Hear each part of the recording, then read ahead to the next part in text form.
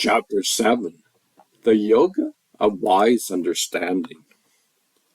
The Blessed Lord said, "The mind absorbed in me, Partha, practicing union, relying on me, without doubt, how you should know me completely. Hear that, I shall tell you, without omission.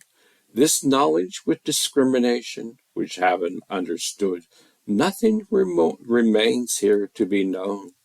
Of thousands of people, hardly anyone strives for perfection. Of those striving, even of the perfected, hardly anyone knows me truly. Earth, water, fire, wind, space, mind, intuition, and ego. This is the divided nature of mine, eightfold. That here is the lower, but know my other highest nature, the life being, great arm one, by which the universe is sustained. Understand this to be the womb of all beings. I am the origin of the entire universe, also its dissolution. There's nothing whatever higher than me. Wealth, winner. On me all this is strung like pearls on a thread. I am the flavor in the waters, Gatunda. I am the radiance of the moon and sun, the sacred word in all the Vedas, the sound in the air, the fertility in men, and the pure fragrance on the earth. And I am the brilliance in flame, the life in all beings, and I am the austerity in ascetics. Know me as the primordial seed of all beings, Partha. I am the intuition of the intelligence, the brilliance of the brilliant one. And where I am, the strength of the strong, freed from desire and passion. I am the desire in beings that is not contrary to duty, Bharata Bull. And the good states, the active and the slow, which come from me, know this thus, I am not in them, but they are in me. Because of these states formed by the three qualities, all this deluded universe does not recognize me as higher than these and eternal. Divine indeed is the quality produced illusion that is difficult to penetrate. They attune me who transcend this illusion. Deluded evildoers, the lowest people do not attain me. Their knowledge, robbed by illusion, attached to demonic existence. Four kinds of benevolent people worship me, Arjuna: the suffering, those wanting knowledge, those wanting success, and the wise, Bharata Bull. Of them the wise, eternally united, devoted to the one, is the best. I am extremely fond of the wise, and this one is fond of me. All these are noble, but the wise are considered my soul.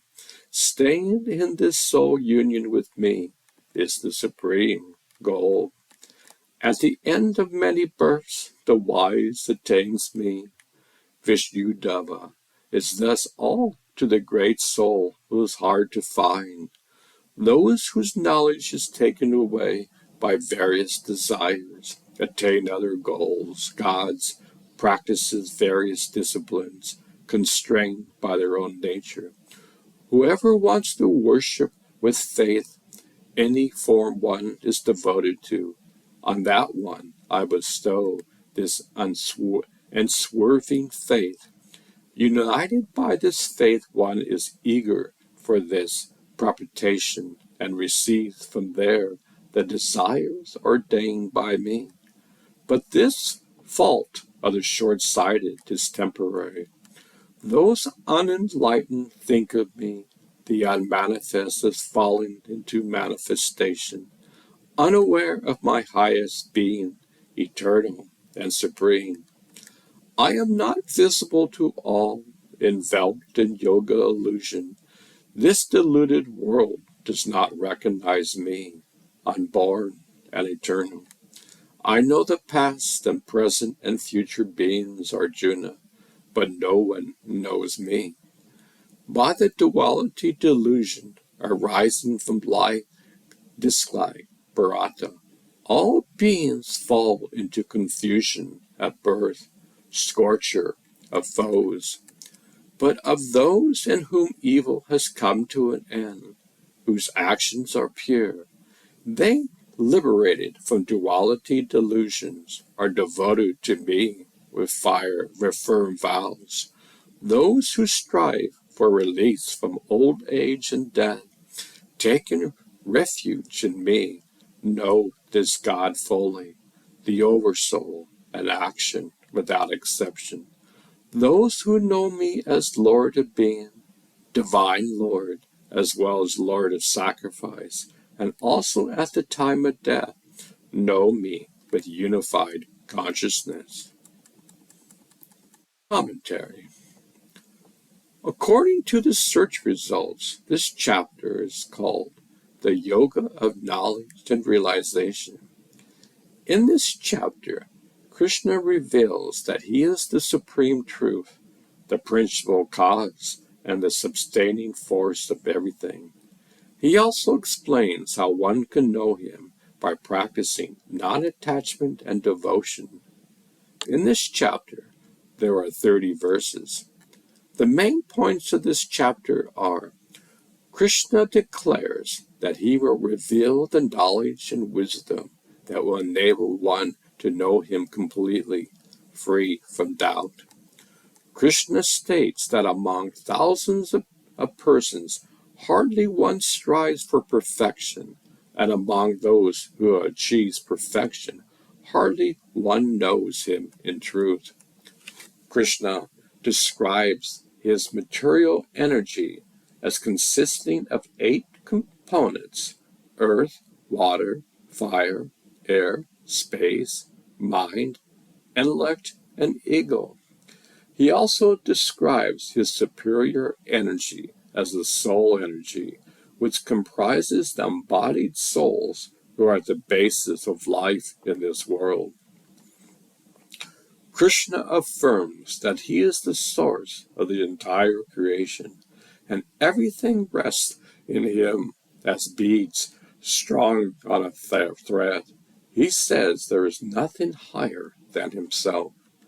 Krishna enumerates some of his manifestations in the world, such as the taste in water, the radiance of the sun and moon, the sacred syllable Om, the sound in ether, the ability in humans, etc.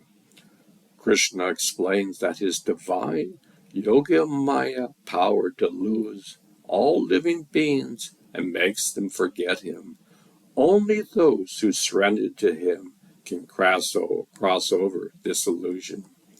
Krishna distinguishes between 4 kinds of people who do not surrender to him: the foolish, the deluded, the demonic, and the faithless, and 4 kinds of people who engage in his devotion: the distressed, the seeker of wealth, the seeker of knowledge, and the wise.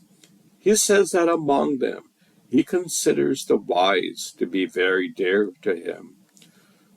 Krishna reveals that he knows everything, past, present, and future, but no one knows him fully. He says that those who know him as unborn, beginningless, and the Lord of all worlds are free from all sins. Krishna states that those who take shelter of other gods with faith actually worship him only, but in an improper way.